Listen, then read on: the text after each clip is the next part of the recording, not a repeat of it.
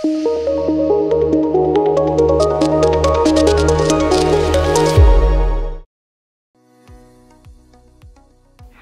నేను doctor Ragini, fertility consultant, 49 hospital Secunderabad నుంచి మాట్లాడుతున్నాను. నేను ఈరోజు డిస్కస్ చేసిపోయే topic polyp.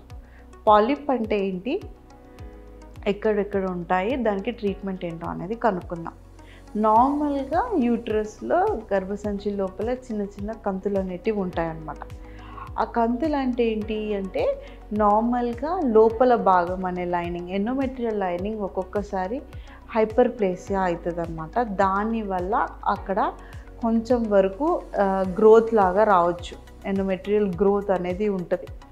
Site of the polyp చాలా ముఖ్యం. అది ఏ సైట్లో ఉంది అంటే ఫండల్ వైపు ఉందా, కింది భాగంలో ఉందా, మధ్య భాగంలో ఉందా అనేది కనుక్కుంటాం. కొన్ని పాలిప్స్ ట్యూబుల్ ఎండ్లా ఉంటాయి అన్నమాట, corner side of the tubal. అంటే గర్భసంచి లోపలికి ట్యూబ్ ఎక్కడ ఓపెన్ అవుతాయో ఎగ్జాక్ట్గా అక్కడే ఒక పాలిప్ ఉంటాయి అన్నమాట. అప్పుడు మనకి న్యాచురల్ ప్రెగ్నెన్సీ కొద్దిగా ఇబ్బంది అవ్వచ్చు. ఎందువల్ల అంటే స్పర్మ్స్ అనేటివి కొద్దిగా వెళ్ళిన లోపలికి కూడా ట్యూబ్ లోపలికి వెళ్ళడానికి ఒక అడ్డులాగా భాగంలాగా ఉండిపోతుంది ఆ పాలిప్. సో ట్యూబుల్ సైడ్ దగ్గర స్పర్మ్ వెళ్ళడానికి ఇబ్బంది అనమాట. నెక్స్ట్, ప్రెగ్నెన్సీ వచ్చిన తర్వాత ఒక ఎంబ్రియో వచ్చేసి ఇంప్లాంట్ అవ్వాలనుకున్నప్పుడు ఈ ఎంబ్రియోస్ ఇంప్లాంటేషన్ సైట్, అది fundal site or mid cavity site, అక్కడ సైట్లో ఏమన్నా పాలిప్స్ ఉన్నప్పుడు డిలే ఇన్ ఇంప్లాంటేషన్ అయ్యే ఛాన్స్ ఉంటుంది అనమాట.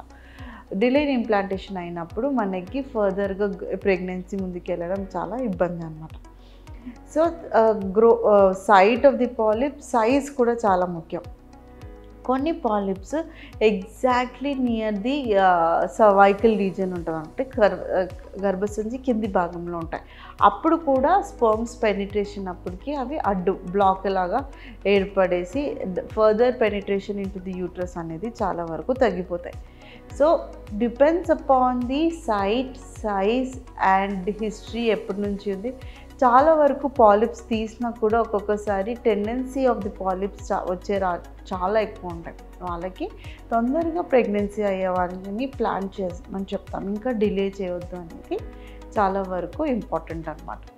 ఇంట్లో ఏదైనా డౌట్లు ఉన్నట్లయితే 49కి వచ్చి కనుక్కోండి. Thank you.